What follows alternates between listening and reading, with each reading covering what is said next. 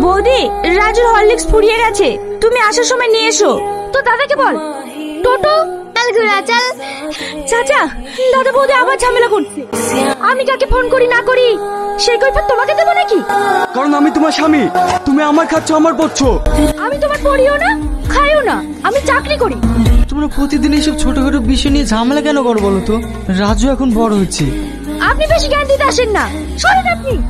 চাচা, রিয়াজের ছেলেটাকে দেখ, কত কষ্ট করে ছেলেকে লেখাপড়া শিখিয়ে মানুষ করে শেষ পর্যন্ত ছেলে বোমার হাতেই তার বউটাকে মরতে হল। খেয়ে নাও। আমি খাবো না, আমি এখন দাদুর কাছে যাব। তোমার দাদু নেই, তুমি খেয়ে নাও। রাজু, ওর দাদু যে আর বেঁচে নেই। দাদু, আমার দাদু কোথায়? এসো, দেখো তোমার দাদু ওখানে শুয়ে আছে। দাদু, আমি চলে এসেছি। তুমি কথা বলছো না? তুমি আমাকে একা তুই চলে এসছো, ওঠো না। এ আল্লাহ!